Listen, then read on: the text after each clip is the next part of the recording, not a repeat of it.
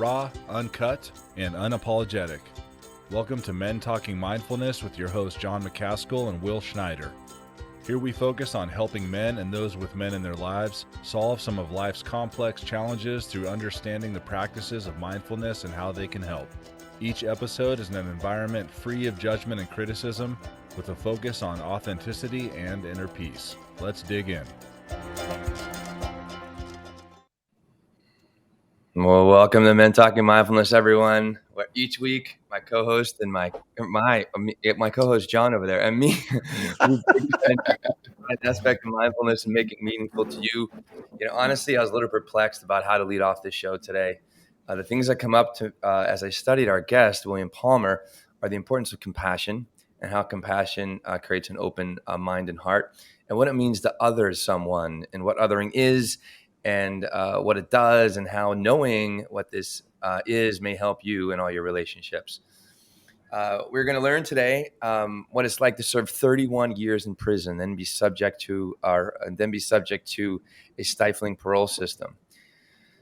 This is a little bit of information about our guest, William Palmer, today. He goes, as a desperate 17-year-old juvenile, he committed robbery, and he was tried as an adult that led to a 31-year-long incarceration in the state of California. Today, if he committed the same crime, he would likely not have been sentenced as an adult and served no more than 7 years. Now out of prison in 2019. Is that right, William? 2019, you got out of prison. Is that right? Yes. Okay. Yes. And having gone through parole, right, William is passionate about helping others and is living his purpose as a voice of system-impacted individuals that are now in the Reentry program. His experience with law enforcement, prison, and parole qualifies him to create a responsive narrative to reform the system-based policies and laws. Here is some more information about our guest. He's been appointed to the Reentry Council as the sentencing commissioner, resides as the co-chair on the Legislative Policy and Practices Subcommittee, and a member of the Direct Services Subcommittee. He has just been appointed to the San Francisco Sheriff's Oversight Board. He volunteers his time with several organizations dedicated to system-impacted individuals, such as United Players, I love that name, and the Adachi Project, Marin Shakespeare Company, and also serves as an actor there, which I think is awesome, and former host of One Community, One Mic for All of Us or None. He is also now the executive director of Life After Next. We'll learn about what that is.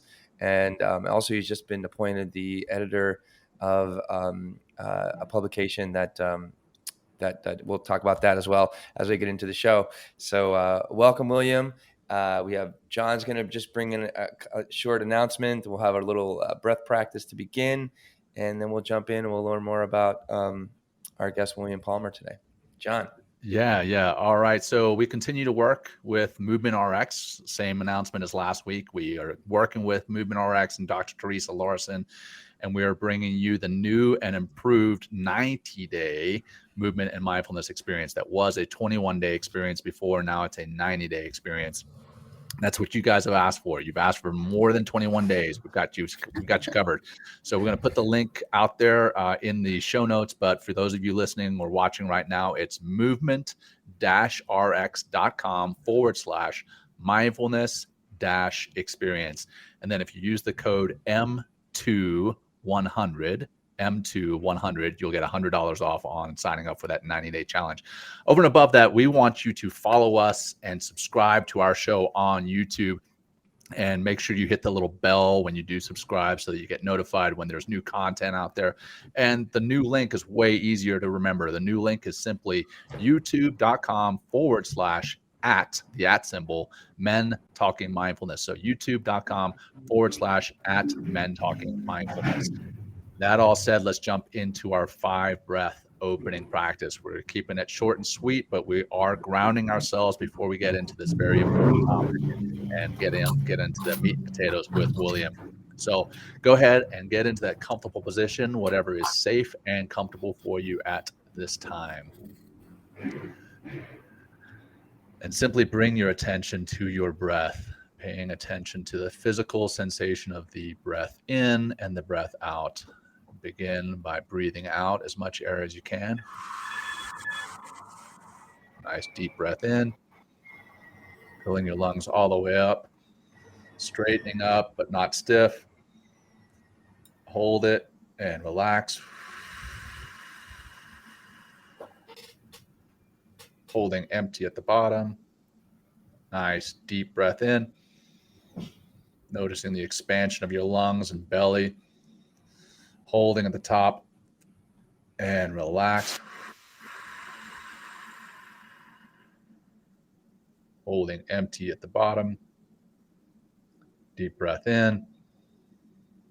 Relaxing your face, relaxing your jaw, relaxing your body as you take that deep breath in and holding at the top and release. Same thing. Start to notice where tension, stress may be manifesting in your body and release that. Let it go. Holding empty at the bottom and deep breath in. Last one. Hold and relax, letting it go, letting it go, letting it go, and bringing some movement into your body. Maybe moving your head around, loosening your neck, and opening your eyes if they were closed, and bringing yourself into the here and now. And let's get started. Turning over to you, Will. Let's kick it off.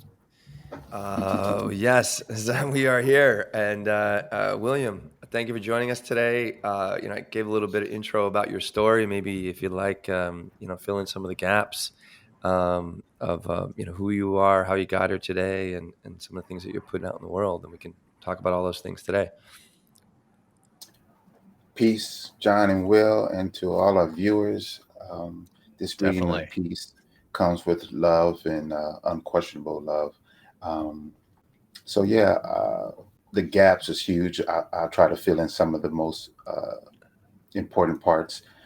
My name is William Tariq Palmer II. I like to call myself the original Will I Am. Now I got some fucking problems, man.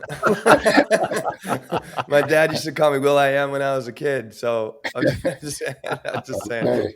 I'm 1970. If you got that beat, then you can have it. 1972. All right, you got me. But we can share. It's okay. enough. Will That's to very share. nice of you. Thank you. Yeah.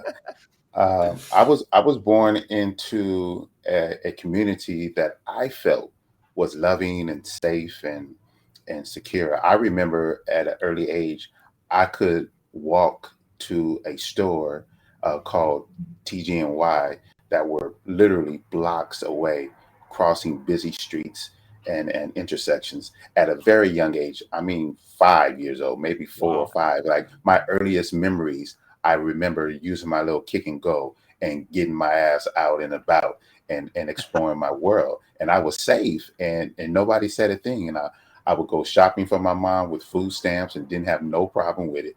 I'm like, here you go and give me my stuff, right?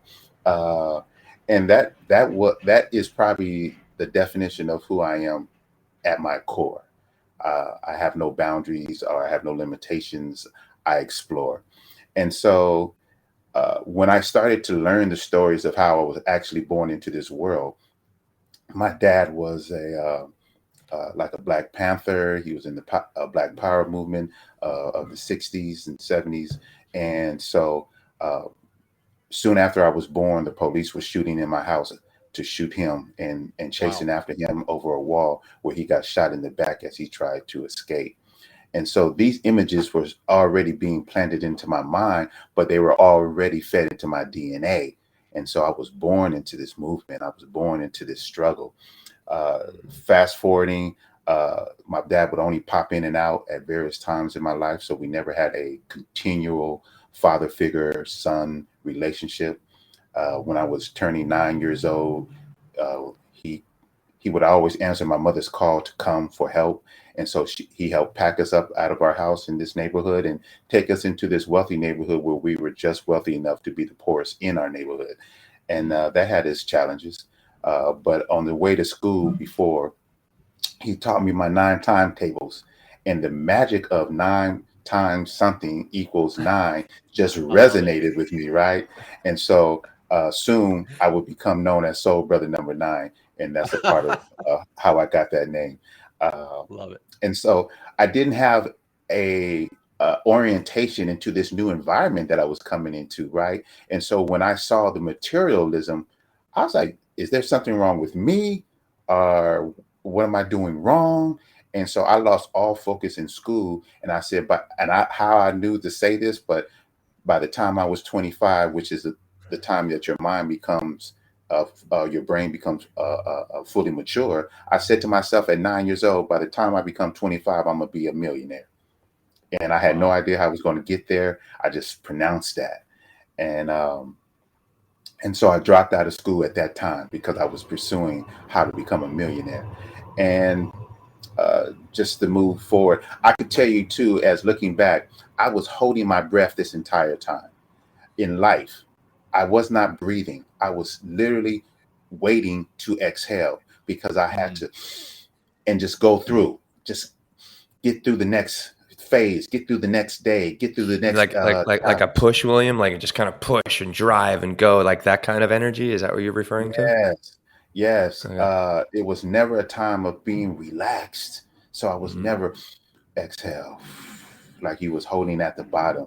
And so incarceration found me. I mean, I got my apartment at 16. I lost it at 17 because I partied for a whole month straight in August celebrating. And then I found my job in the polo industry as a polo player, lost that because I partied too hard. And so here it is. I find myself in a desperate situation to racing after that $1 million where I was just this close already of getting it. And I decided to make a desperate situation, which was to rob somebody until I could find my next move. And again, I'm holding my breath. And that situation turned into a shootout, which he was the only one shooting. He was an off-duty Riverside Police Detective Sergeant, in which I apologize profusely and will always continue to live a life of remorse and make that up to him, to show him that I truly am apologetic.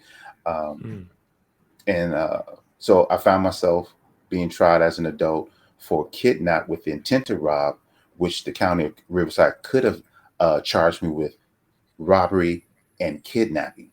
I intended to rob him, yes, and it was only when I asked him for his ATM card that I then instructed him to the ATM in order to get the money. So I didn't intend to kidnap him in order to rob him. So anyway, that's a lot of legal jargon, but I point that out because the district attorney had an option of either saving my life and giving me a second chance or throwing me away. Right. And they chose to throw me away for any reasons. Right. Exactly. Right. And I could say that if I was his kid, would he have made the same choice? Sure. No shit. Yeah. If I was his brother, if I was his nephew, if I was the kid on his block, if I was the kid that went to school with him, I was another. I was somebody else. I wasn't worth saving. And even in the process of prosecuting me and housing me, CYA, back then, California Youth Authority, the reception center said, hey, this isn't a bad kid. He's not entrenched in crime. He's not a drug dealer. He's not a gang member. He actually just decided to do some stupid shit, right? We can actually save this one. We have a program here that would actually save him. And of course, we're not interested in that program. We only ask you one question. Would you house him until he's old enough to be sent to an adult facility? And they said, yeah. So even though I was found to be amendable, the court had no desire in amending me. And so I really point that out when we are creating policies like today with the district attorney, interim district attorney of San Francisco, Britt Jenkins, who was revising a policy to try 16 and 17-year-old children as an adult, when science and data has already proven that is not the most healthy, holistic way of dealing with our children. So I know I was not an adult at that age. Right. At 16 and 17, shoot, I wasn't at 25. I wasn't an adult. Still making stupid decisions. I'm not even sure today I am. Well, it's interesting, sorry, William. So just to to have to see, my God, 17, 16, we're just, especially like boys. I mean, we all know what it's like to be a boy, at that age and a young man. It's like, we're just stupid. We're like pushing boundaries. We're like trying to understand like where the boundaries are, and I think we, it's just part of growing up in some ways, and maybe, and it's just part of life, and I just seems so harsh, to just be like, oh well, he's just that person's always going to be that kind of person, so let's just throw him in jail for a long time. But yeah, sorry, continue. They gave me 7 to life. We call it 7 up in the pen, right? They gave me 7 years, which is a minimum term that I have to do. So if you imagine at 17, if with that 7 years I would have been 24, I could have been housed continuously in IA at that time, because they release you at 25. That's the max. Now, how much time you got? Right. At the same time, that life sentence means, again, I could do forever. The judge literally said, even though you have a possibility of parole, you may never get out. So it's like, wow, you can still give me a tough sentence, but you still have the ability to let me go at some point. At the same time, and I say this, as you say, why did they treat me this way? And I don't like to put a definite reason why, because I'm not reading their minds and I want to read their hearts. And I like to think the best of people. That's how I love people. I want to think the best of you, right? But at the same time, there was a kid in there with me. We got in there at the same time. I used to remember his name, and I haven't said it in so while, I forgot. Darren was his name. He had shot his father in the head with a deer rifle as he slept, and he had claimed child abuse, that he was just being tortured by his father. Let that be the case, right? But here it is, a guy who was capable of taking the life of his father.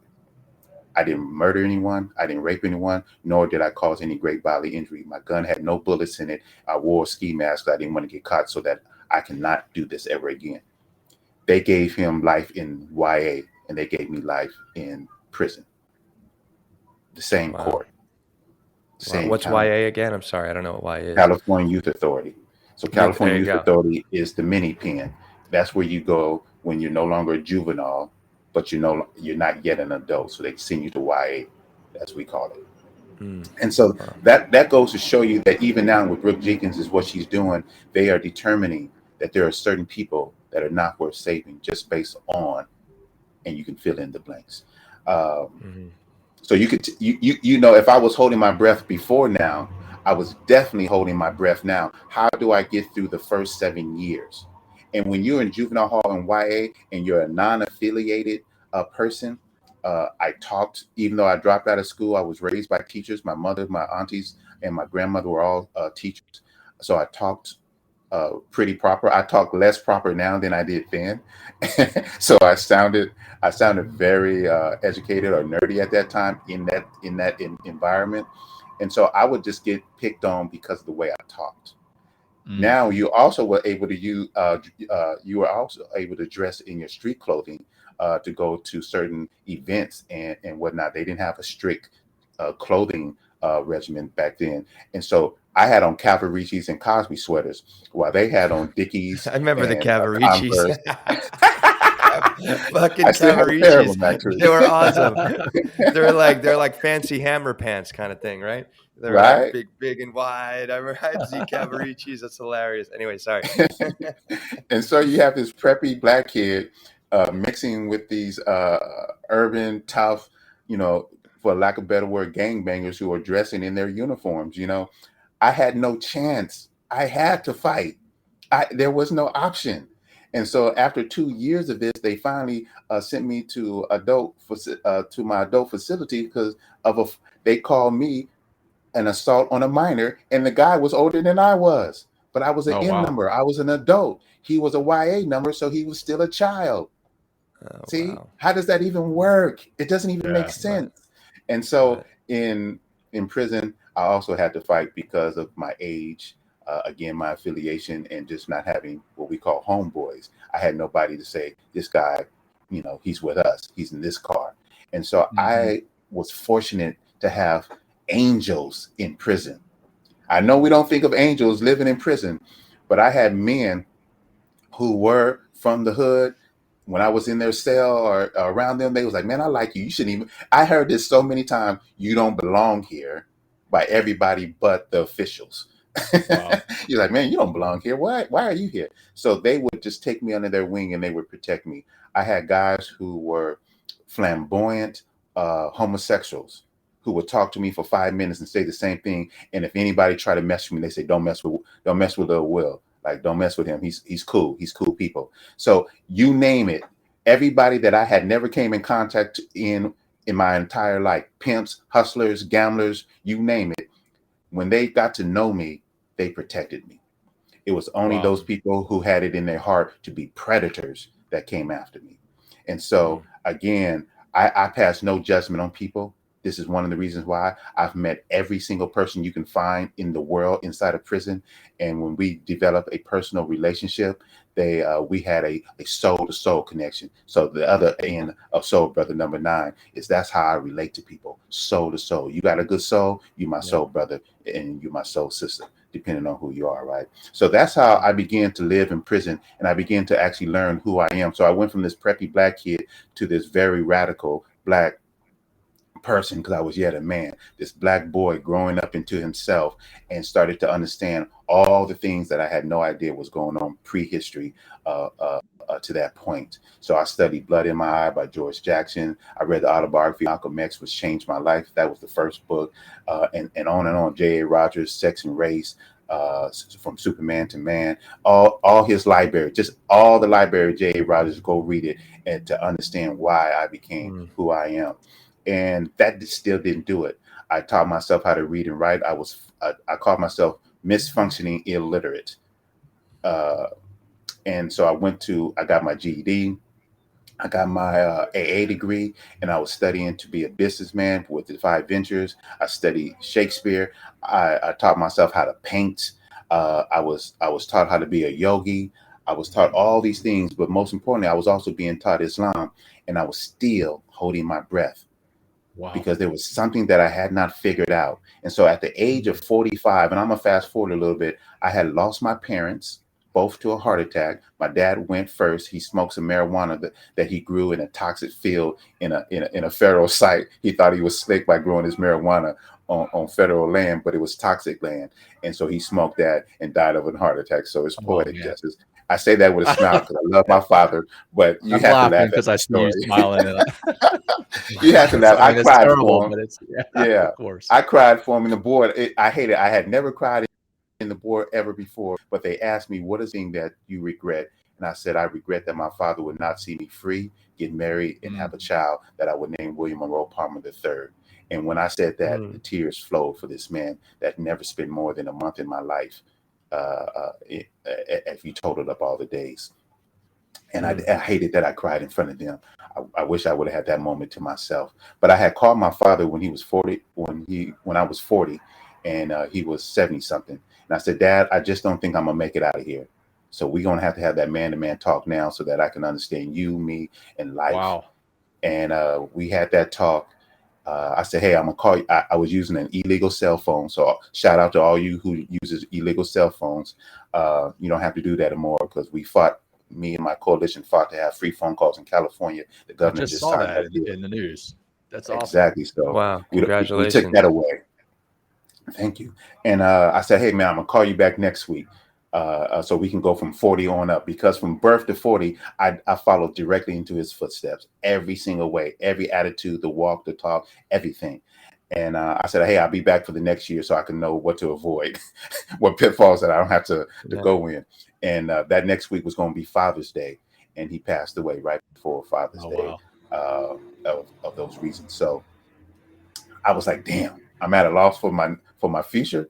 And then my mom, I was her second love. I'm a splitting image of my father, who was her first love. And when he passed away, it took its toll on her heart, and she died of a heart attack. Matter of fact, I was on another illegal cell phone calling her, and my sister answered the phone, and she was in the ambulance going to the hospital, where she never woke back up from her injuries, right? And so this shows you the signs in my life that was leading me to me at 45 years old. I've just been denied for the 10th time my parole suitability. I have fallen into a depression, and I heard this chant called "Man Up, Stand Up," and "Man Up" stands for making rational decisions, acting with precision, never giving up your positions, uplifting yourself, your family, and community, positive living. And so I got out of my bed which I had never done unless I needed to take a shower because I couldn't stand my own funk, go eat something, or go use the restroom. That was the only time I got out of my bunk. So I got up out and I sat at the edge of at the edge of this bench, and I just wanted to listen. And these men, our peers, no staff, no CDCR at this time was doing this, taught me the difference between rational thinking and emotional thinking. So all of this progress that I have been making, trying to elevate myself, was doing me no good because I was doing it from an emotional point, still holding my breath. And when I figured out William, can you teach us, sorry, can you teach us like that distinction that you're experiencing, you know what I mean, between rational brain, emotional brain? I mean, I think it's great for our audience to know. I mean, we've talked about it before in the show, but to hear from somebody where the light bulb went on, I think would be very helpful for our audience. And then please continue, but I think this would be a great little teaching moment here for our people. So emotional is, I became Muslim because I needed peace in my life. I needed to feel better. I needed this. I needed that. But the rational reason was I needed discipline. I needed to understand myself. I needed to focus on what's important in life. And these tenets should give me that. But instead, I wanted to be emotionally accepted. I wanted to be emotionally accepted by these people. I became a painter because it emotionally calmed me down. Instead, I should have been a painter because I saw beauty. And I wanted to learn the mathematics and composition of how to reproduce that image on this platform and share it with others, and maybe even make a buck or two and have a strategy on how to be an artist that gets paid. You know, I was just painting and give it away. I made hundreds of artwork and I just gave it away because I was doing it out of emotion. I was emotional every time an officer said something and I didn't like it. So I responded in anger. I responded in the same likeness of what I was getting. The guy that was on the yard, oh, you fouled me? Well, I'm gonna foul you harder, because if you mess with me, you know, I'm weak. So everything was an emotional reaction, even if I was in the right, especially if I was in the wrong. And so I have to be able to take a breath finally in rational thinking, like, this guy hurt me because he's hurt. Instead of me fighting with my fists, I started to learn how to fight with my words. I say, hold on, bro. I love you, bro. What's wrong? What did I do? Share with me what I do. And then what can I do to make this right? And you'd be surprised how that would take them off guard. And they were like, huh? What kind of game you playing? I said, this isn't a game. Like, I had no idea that I was hurting you. And if I'm hurting you, let me find out how I can stop hurting you. And if you're hurting from some other reason, let's sit down, let's talk about it. You know, and I started to hold these circles, and I took these youngsters who was 25 or left, that me and my partner, Hunter, created this circle. And we had Mexicans, blacks, whites, Native Americans, and others. Others are Asians from different groups of Asia. They was too small to have their own category. And we practiced this with them to a point to where they wanted to break bread with each other. Wow. In prison, if you're white and you break bread with a black person, you die. If you're Hispanic, especially Southerner, and you break bread with a Northerner, you die. These are the consequences. This ain't if you get caught. When they find out you drunk out of the same cup, you shared food with somebody, you sat at the table with somebody, and you interacted intimately with somebody, you die. Wow. These youngsters, after we taught them how to love themselves and each other, they wanted to break bread with each other. They wanted to defy the convict rules. Sorry, I got to ask. So the other side of the coin, right, is what are the folks who are running the prison thinking when they're seeing you all breaking bread together? Like, I'm sure in the past, like you said, if that breaking bread had happened, people die, or there's a riot, or there's a fight of some sort at least. So I'm sure they see you all together like, oh man, all hell is going to break loose. But then it doesn't, and you guys are actually sitting with one another, breaking bread in peace, loving one another. What's the reaction on their side? Their first response was, no, you can't do that, because of what you just said. And we said, I said, then how are we going to effect change? They won't have a job. Your response is, What do you need so that we can protect these lives and allow them to do that? Because when they snitched, when they were a dropout, you created an entire yard called the PC yard so that these dropouts and these snitches can go live in that yard protected. But these men, these young men who are going from boyhood to manhood, when they decided to become men and function in a life of integrity, you said, oh no, we don't have anything to protect them with. They would even create a building for these people. And so we, the elders on the yard, have to go out before them and talk to their shot callers and say, these are going home. These men are going home. They're in our protection. And whatever we have to do, whatever influence that we have on this yard, you will create a war if you touch these men. Wow. How many people are we talking about like that are in the yard? Hundreds, what is it? How many people were affected by this change? Yeah, affected by the change, yes, but also like in that area, you know what I mean? Like when you're doing well, the whole prison PC, is, I guess, 4,000 plus. Each yard holds about 1,000 plus. So we're on one yard, and so that's 1,000. That was we had about 10 youngsters, so that's a dozen people facing 1,000 people that was thinking like convicts instead of like prisoners who were freeing themselves from prison. Wow. And so these were the things that I was doing, and really didn't have an idea of what I was doing. I was just doing what I did, right? And so at 45, I came to this conclusion. My then girlfriend left me because of the 10th denial. She says, I can't go through another denial. I can't go through another preparation and all that. And I cried, and then I started to exhale. I said, good. That crying released me finally, because now I knew rational thinking and I wasn't emotional. I wasn't crying because I was emotional. I was crying because the plans that I had for us were no longer. And I was mourning that, that was a rational thought. Like, hey, this is no longer my reality. And I'm sad. So I cried. I cried in front of 2 secretaries who asked me, how you doing today, William? And I told them what I was going through, and I just started crying right there in front of them. And they hugged me, which they're not supposed to, gave me some Kleenex, and I went back to work. And I sat and I started creating a vision board.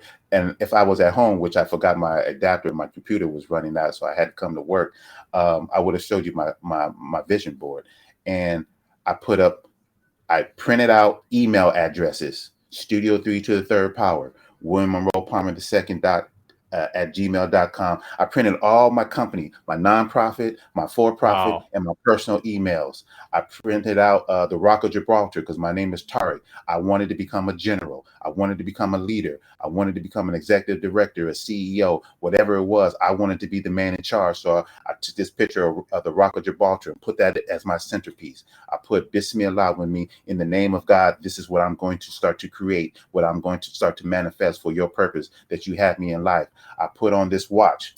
It was a watch, but it wasn't this wooden one. But I put a picture of a watch because I wanted to respect time, because I had served time. I wanted time to serve me. And I knew the most invaluable thing in my life was going to be time, because no matter how healthy you are, if you don't have time to live, it means nothing. Doesn't matter how rich you are. If you don't have time to enjoy it, it means absolutely nothing. So time is the most precious thing that is given to each and one of us. And we have a limited amount of it. You're born to die. You are born to run out of time.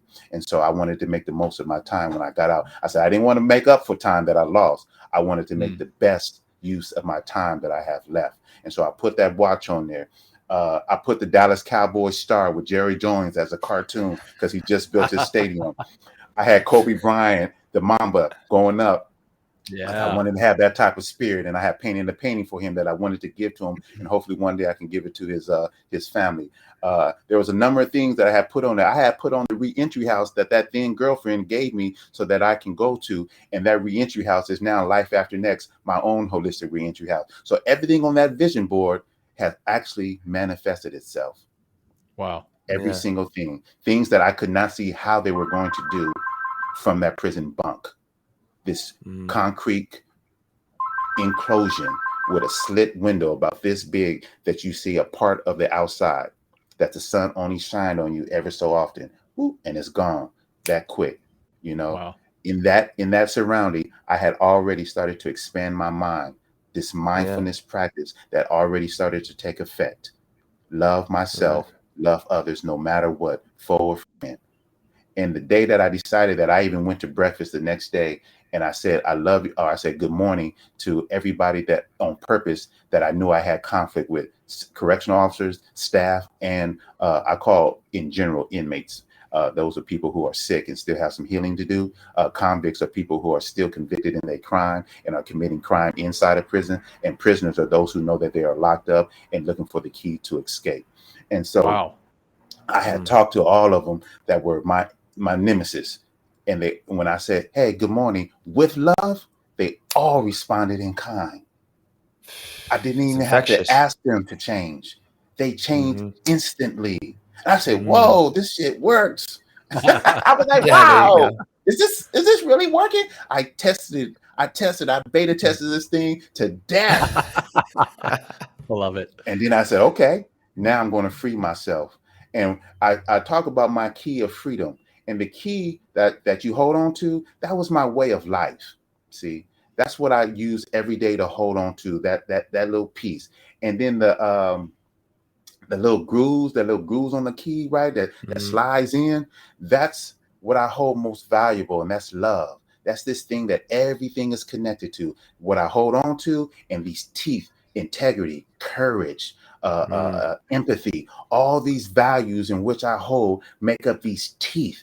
And when you slide that into that keyhole, no matter what, it's a master key. It opens up every lock. And I turned it and I unleashed this strategy to my pro bono team of Melvin E. Myers, who was headed by Megan Halfstad, my girl. She was a poodle in parole number 10. And by the time parole number 11 came around, parole hearing number 11, she was a champion pit bull, because I fought with her like brother and sister. I said, no, you are going to be the toughest attorney, like them, those on TV, those that defended OJ. I need you to be tough.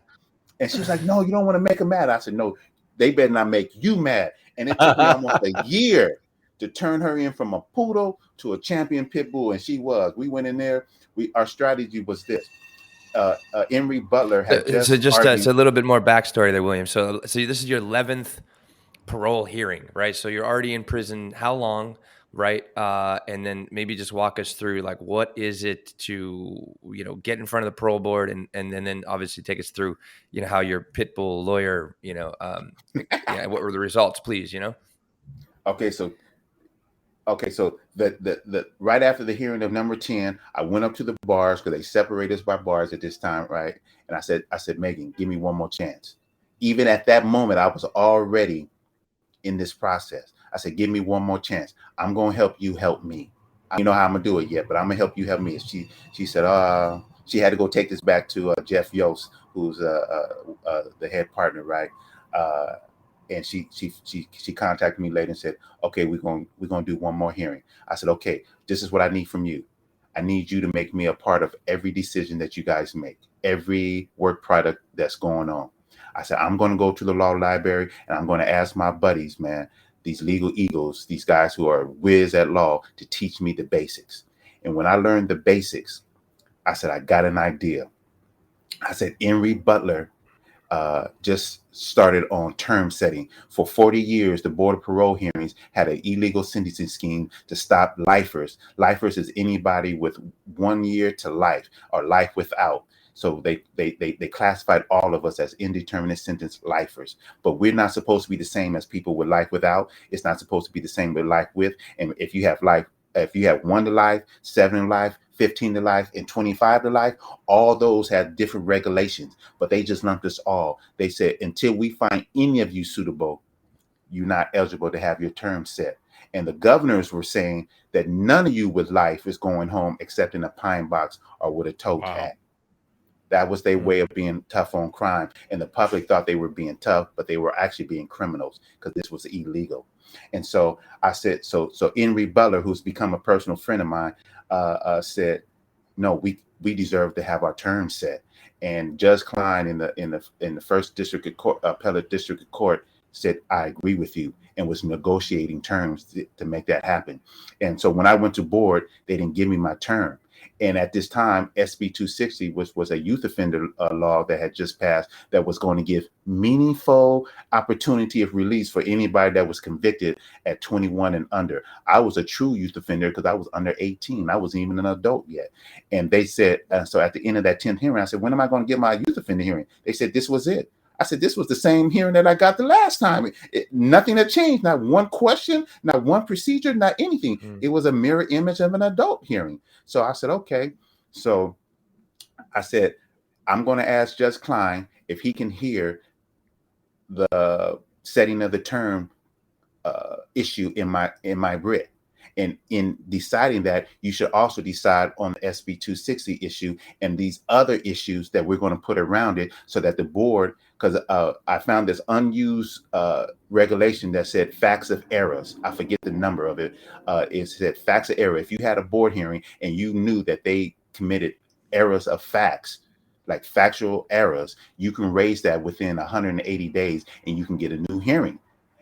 I already knew the board was going to not give me a new hearing there, but I had to go through what they call exhausting your remedies to solve it before you take it to court. So I gave CDCR and the Board of Parole Hearings an opportunity to resolve this, and they said no. Matter of fact, they said on the question of setting your term, we would answer that on a separate piece of paper. Like we would answer that on a separate issue, and it never came in 180 days. It never came until we filed our writ, and then they started to say, "Oh, wait a minute, you were only supposed to do this amount of time," and I think it was like 9 years or something. I can remember. Whoa. 7 years. And so I said, what? That was my term? That was my term? Like 8 years or something like that? And so anyway, I knew it was 31. At the end, it was 31 years. 23 was constitutional excessive punishment. So you do the math between 23 and 31. And so the judge said, yes, I will hear it because I have jurisdiction. I found that word jurisdiction as I was studying law. And I said, Judge Klein, you guys have jurisdiction over this case. You need to hear this one. So here it is. When I was going through the hearing, the judges said there would never be a law firm like O'Melveny and Myers that would spend millions of dollars on a person like William Palmer with a case like this. So we're going to hear this case, and we're going to use this case as what they call it, a precedence. Mm-hmm. And so we went through, and when Judge Klein's court first ruled, they said, just send him back to board and give him a date and send him home. The board waited, and it took about 9-10 months to do that, right? The board waited to the day that I was supposed to go to the hearing to say, no, we're going to appeal. So they were squeezing every bit of time out of me that they could, even though they knew they were in a losing battle. And so we went back to court, and the California Supreme Court said, you can't tell them what to do. You have to create a law that guides them in doing what you want them to do. So the Judge Klein said, oh yeah, we didn't want to even address all of Palmer's issue, but we will now. And they threw the entire law library at him. And that they, instead of some evidence that they could use to convict you, that means some evidence is this. If a correctional officer saw you walking out of line, he can give you a 128, which is a chrono for a warning. He's warning you not to do something wrong. The board could use that warning as a reason to deny you parole 3, 5, 10, 15 years. Oh my God. That's basically another sentence. And that's some evidence that you are not fit to be on the streets again. So the judges said, we're not going to give some evidence to juveniles. We're going to give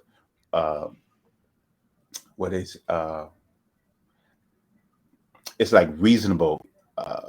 Like you have to have reasonable doubt. Like I can't remember. I'll tell you what it is when I remember it. But some evidence got changed, and that stopped them from denying people just flat out template style.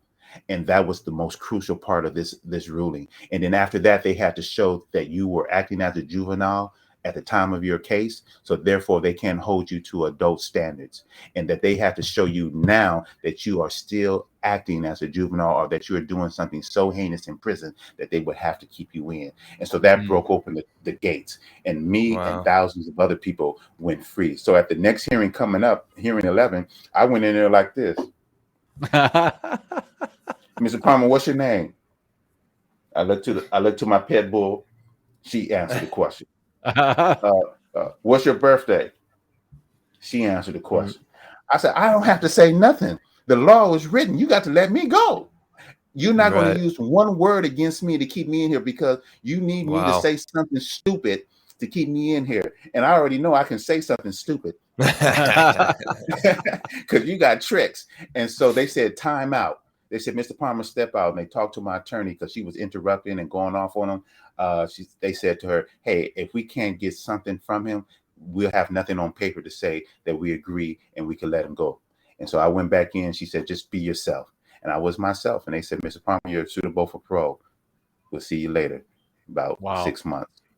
And that was, I believe, in November. I walked out of prison in 2019, in March of 2019, after serving 31 years and 22 days.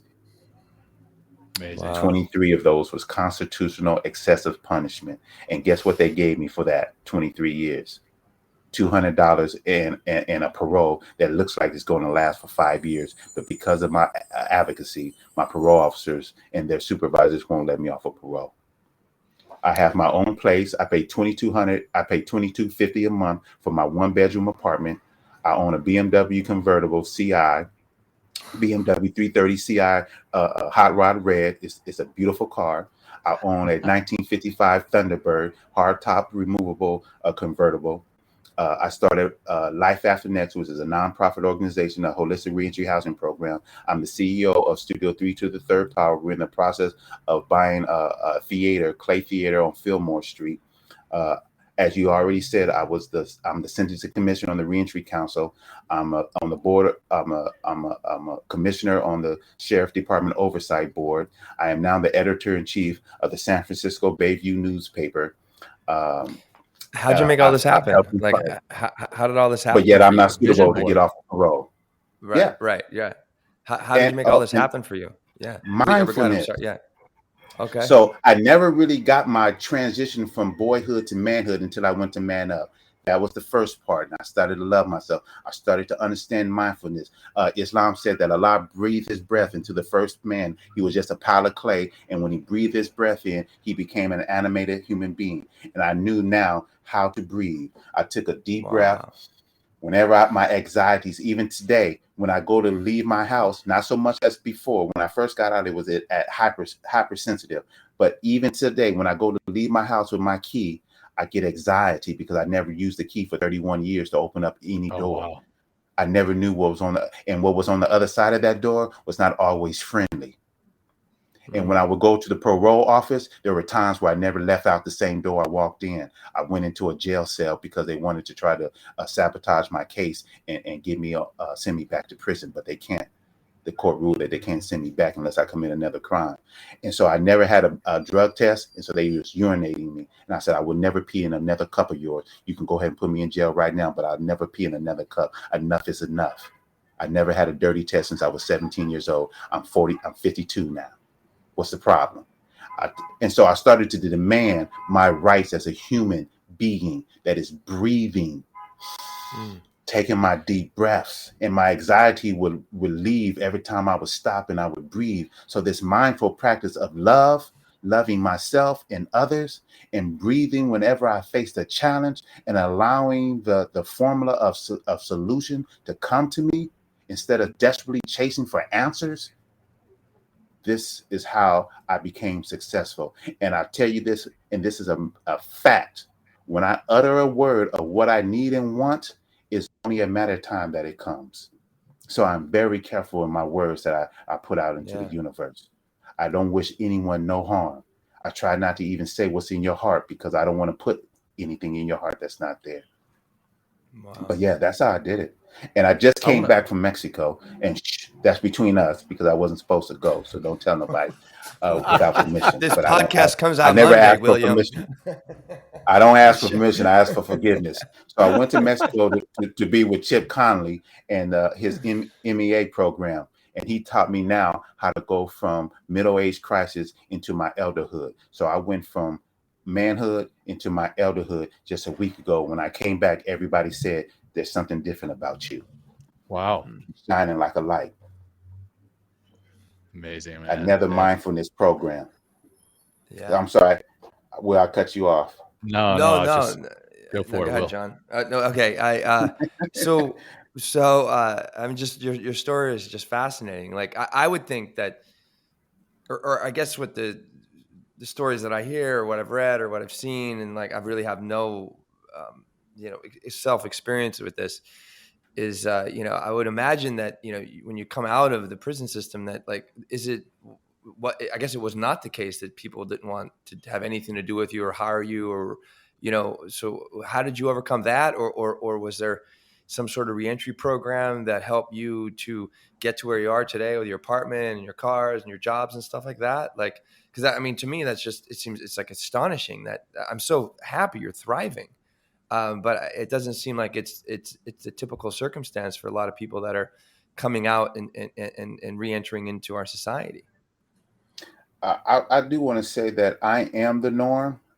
When you see headlines on the news that a parolee did this and that, it's because he didn't have a network system. It's because the system failed to provide him with the resources that they need, and he fell back into a desperate state and went back to what he knew to do that caused him to go to prison in the first place. But I am blessed. I was blessed to have a friend named Rayvon Williams. He took me to the DMV in the SII building, get my driver license and social security card. It was the same process that got me out, peer led. It was those who walked the footsteps before me that reached back and said, here, come, I figured this out and I figured that out. This will save you time. This is the way I did it.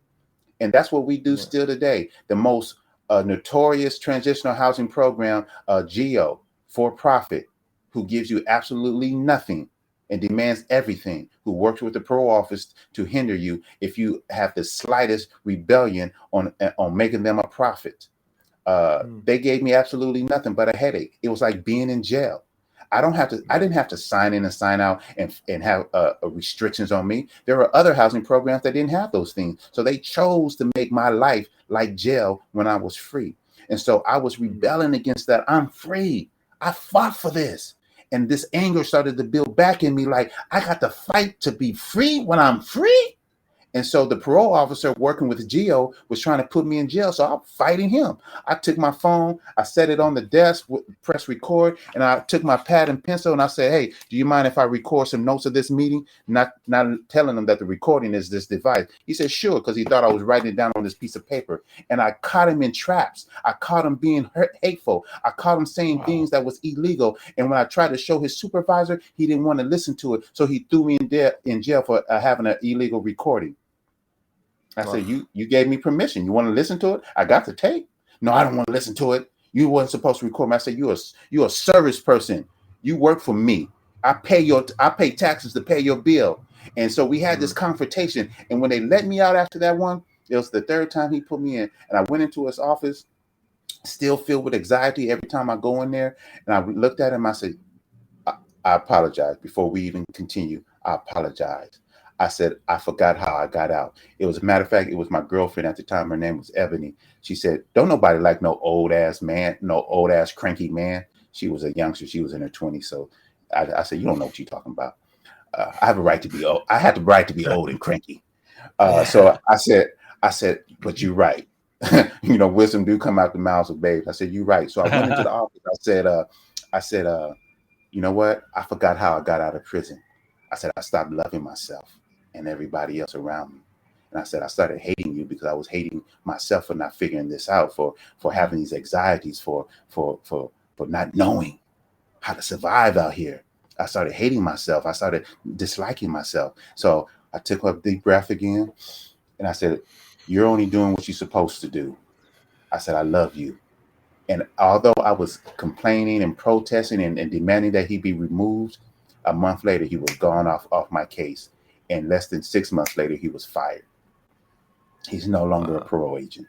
That's the power of loving words.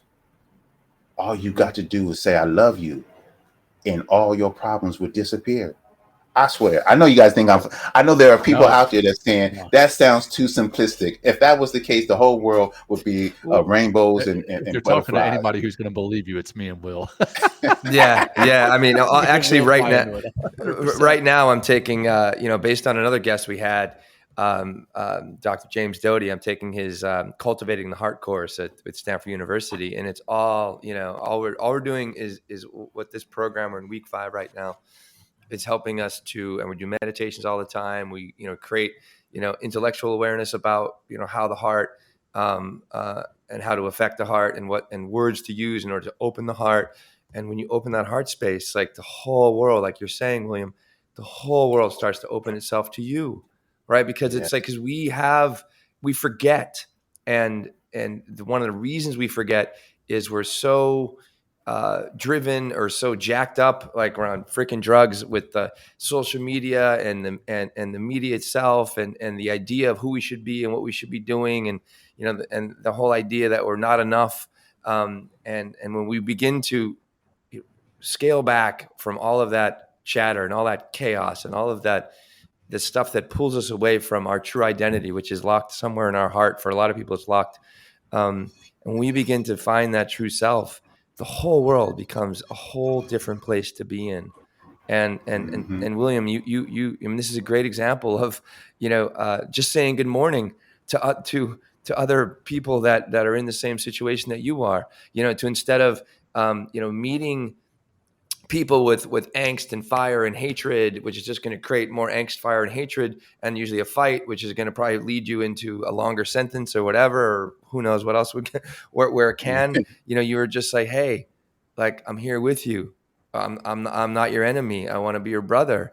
And everything, like, all, like, the shield goes down, the hearts open up, the eyes are met, and then you're seeing each other as human beings. Like that whole idea of othering that we talked about, or I mentioned at the intro, and we kind of touched on a little bit here. It's like when you begin to paint somebody as an enemy, paint somebody as like a liberal or this or that or whatever, or like a black person, a white person, a savage or a cockroach. I mean, these are words that have been used to create genocide in our society, or not in our society, in our world, over time, over history. We can really, when you see human beings as human beings with the same basic needs that we all have for love, connection, and belonging, and just to live a human life with those values, things change dramatically. And you're living proof. And in here, instead of getting out of 31 years of incarceration and 23 of those years excessively constitutionally excessive, instead of you being bitter, and wanting to, like, tear down society, here you are creating opportunities for people to have the same experience when they leave, when they enter reentry. I mean, so congratulations, William, and thank you for. It's just such a beautiful story of what it can be. Yeah, John. I want to add to that too, and I loved how you put that, William. Is that you forgot how you got out, and that it started with self-love. Yes, you started saying hello to everyone else. You started telling your parole officer that you love them and that everything else. But it started with the foundation of self-love, and that's where everything else kind of came from, right? And that's huge. And so many people struggle with that. They think that they're loving others. They think that they're exuding compassion and empathy and love. But really, it's a farce, because they can't even love themselves. Yeah, right. Exactly. It's a love role. This is what I'm supposed to do to show love. Yes, the love role. That's the role that I'm playing. I'm an actor. I know how to pretend that I love you because this is what I saw love to be. And that could be mislove. Right. That could be hurt love. That could be all kind of different types of love, but not true love. When you love self, then you really know how to reflect that. You know how to give love, right? And being in love. Like, I'm in love with me. I love me some me. I spend time in my apartment by myself. I love me some me. Yeah. Sorry. Who I love the most? I love me the most, man. I do. I really do. And it's not an egotistical thing. It's a self-healing. It's love. It's self-love. And so you asked me a question too about workplace, right? And this is some of the things that I share with workplace. I try to as a consultant. When we first get out, remember, we coming from a place where even people who were our supervisors were pretty rough on us, right? But we're hard workers. So we're hard workers. We're loyal. We appreciate the opportunity to work for anyone. But in even workplaces that were nonprofits that were supposed to be for formerly incarcerated people, they didn't know how to create an environment that was stress-free, trauma-free, toxic-free for us. They didn't ask us what were our triggers and create that space and was willing to work with it. So I found myself in jobs that I could not even maintain. I was like, I can't do this. I gotta go. And I knew that my purpose in life, I knew what it was. So I was just trying to make money to live. And it's expensive in San Francisco. I couldn't live off of $15 an hour. I can live off of $20 an hour. I mean, I could live, but it wouldn't be in the house that I live in right now.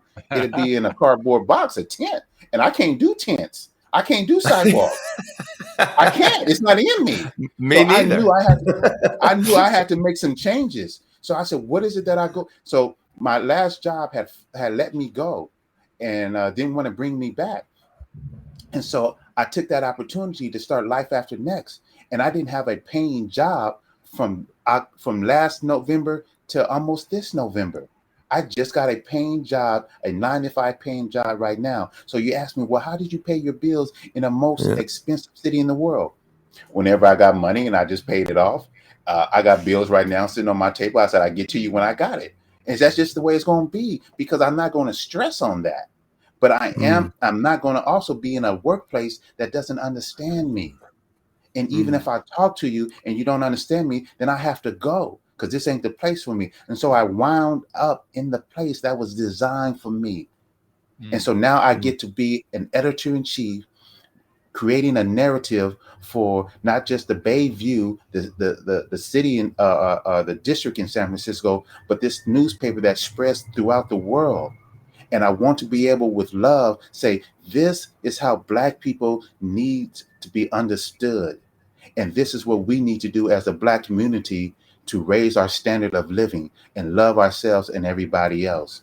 And that's my mission. And hopefully one day I'll run for the mayor of San Francisco. That's part of my goal. But, it may not get there. It's on the vision board, man. It's on the vision board. I got City Hall. There you go. I might end up being a supervisor, or I might be the janitor inside sweeping up. Who knows? But if things go as they have been, it's going to be in a leadership role. I don't know how to do it from behind. I don't know how to do it from the back seat. And matter of fact, this is too. I know we run out of time, but when I first got out of prison and my family picked me up, and after all the hugs and putting my junk inside the trunk, they drove out. They said, "Get out of here. You can't be here. Get out." I said, "No problem. I'm out." And guess what gate they drove me out of? Gate 9. But that's a whole nother story. There you go.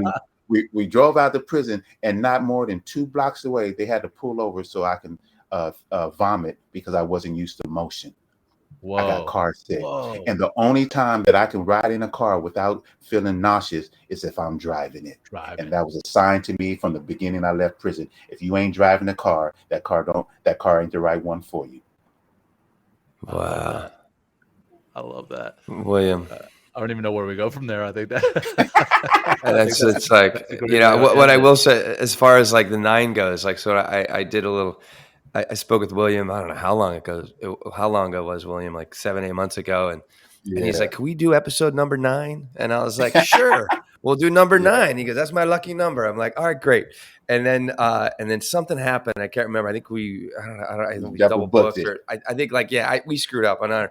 And then sure enough, what episode is today? 18. 18. Right. 9 times 2. 8.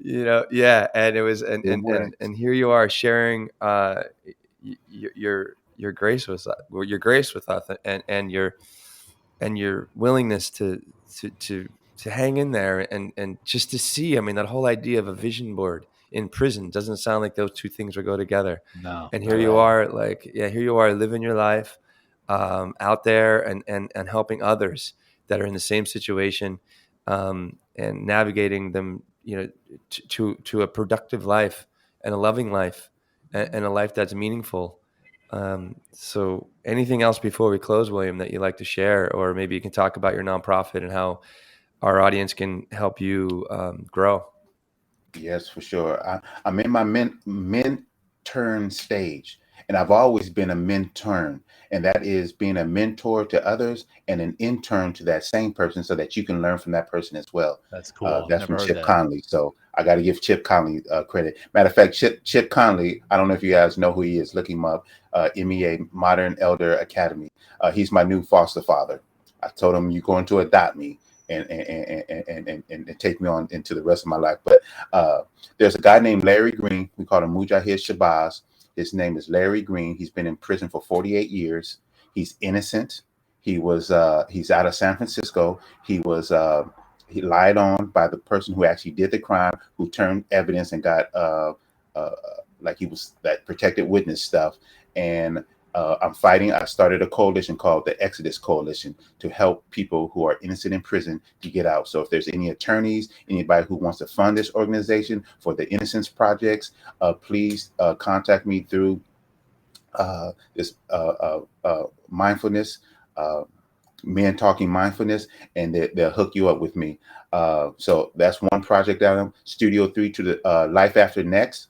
We're trying to buy our first building. It's going to cost us about $8.5 million. So if you know anybody out there who wants to be an investor in the lives of people who are getting out, and I say the lives of the people getting out, not the building, although you will be investing in the building, but this is for the people who are getting out. Please contact Men Talking Mindfulness as well to hook you up. I mean, that deal is being written right now, so we're desperately still seeking to raise that money. I also started Studio 3 to the Third Power, and I'm the CEO of. We're buying the Clay Theater on Fillmore. This is so that we can have film festivals, other types of events where people want to present themselves and their vision on how to move the Black community forward, especially in San Francisco. We went from 14% down to 4%, and they're trying to price us out of San Francisco. But remember, we started jazz here in San Francisco, and it transferred to New Orleans. So we're trying to bring that jazz back to San Francisco. We're trying to bring that culture and that thriving music that touches the soul back to San Francisco. It's a shame if our population actually disappears and become extinct in San Francisco. So if you want to help us, it's a $6.2 million building. If you want to get involved in that investment, we have something for you. And last but not least, the Bayview newspaper, the San Francisco Bayview newspaper, has been around for over 3 decades, and it's struggling. Our operating budget is $250,000 in a shoestring. I mean, sometimes we can't even pay the bill. So this is a historic newspaper that should be well funded. And we need at least $1 million a year to expand our media and our presence and our voice to make sure that people who are incarcerated, they actually, what's unique about our paper is that those who are incarcerated, they write to us an article and we print it word for word. So the voices of the voices that are inside, they get a voice in our newspaper. That's uniquely to us. And we also just make sure that we bring up issues of all people who are incarcerated and those who are suffering in the Black community, and also the good things that happen in the Black community, and just trying to help be in control of our own narrative. So we're looking for people who want to be benefactors to keep this paper thriving and growing.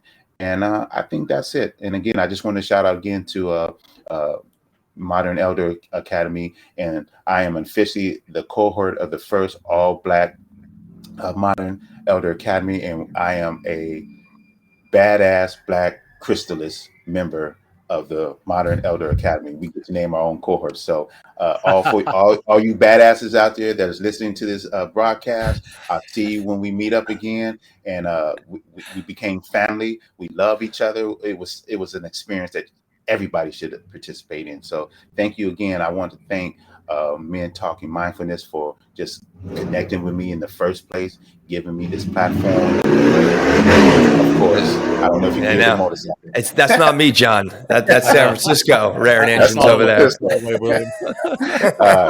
Thank you for giving me this platform to speak on and to share my love with the community and all of you soul brothers and sisters. If you got a good soul, you my soul brothers and sisters out there. And I know this topic of Kanye has just come up in the media, but I heard Russell Simmons give a good explanation on this. and it was so loving and so mindful. Russell's is a cool, mindful brother, man. I love me some Russell Simmons. I know he has some of his own issues to deal with, but as a person and a mindful person, the brother is sharp. So he did it better than I can. So we want to love each other. Our Jewish brothers, our Christian brothers, our Muslim brothers, black, white, tall, short, heterosexuals, everybody, man. We got to come in a way of love. So when I start this new political party, it's open to all those who want to just love. It's going to be the love party, right? And we're going to dominate the Republicans and Democrats, and we're going to sweep elections, and we're going to put people into positions that love America and all of the citizens. So that's what's up. That's what's on my table, man. That's what's on my vision board. I love it. Thank you, William. Thank you. And you can also find William on LinkedIn. That's how we found each other. William hit me up. So William Palmer on LinkedIn. But anything, John, before we go? I just want to thank you, William, for sharing your story and for looking at it through a different lens than you could have, and looking at it through your heart and being open to love yourself and being open to love one another or love others.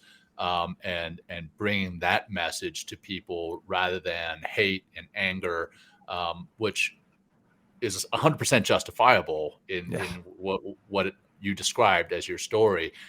But you didn't choose that path. And I want to thank you for not choosing that path. And I want to thank you for sharing your story with us and our listeners, our audience today, and for those who listen in later.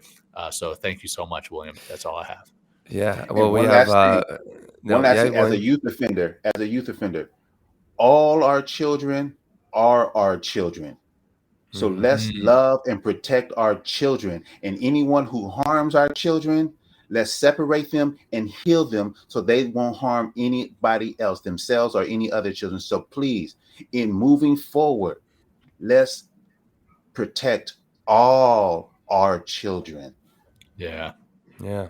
Well, you talked a lot about the importance of breathing. So we'll just finish with some breath to remind everybody of how incredibly we'll just do 5 breaths again. If you just take 5 breaths, anytime you're feeling stressed, anytime you're feeling anxious, anytime you're stepping into the unknown, it will help guide you, and it'll also not just open your mind and relax the body, but it will open your heart. And I think we've learned a lot from William about the importance of doing that and how that brings forth the love. So let's just do those 5 breaths and that'll be it. So so ground yourself, whether you can still drive and do this or whatever you're doing, and we're just going to breathe. Let's start a nice little exhale. Big, powerful inhale, really deep inhale, very expansive inhale. Give yourself a nice exhale out. And again, in. Relaxing, peaceful exhale. A few more in. Maybe a little bit more. Out. And last 2 in. Out. One more. Exhale. The last moment as you exhale and come back to normal breath, just put your hand over your heart. And this is the intelligence that connects us to our deeper self, to everybody else, and to our purpose. So awesome. William, thank you. John, thank you. This is an incredible conversation we had today. And William, please keep in touch. Let us know how you're part of our community now. And let us know how we can help you. And thank you again for sharing your story and reminding us to breathe and love. Really appreciate it. Thank you so much. And peace, John, William, and our mindful Talking Men community. Absolutely. Word, brother. Peace. For joining us today. We hope you walk away with some new tools and insights to guide you on your life journey. New episodes are being published every week, so please join us again for some meaningful discussion. For more information, please check out mentalkingmindfulness.com.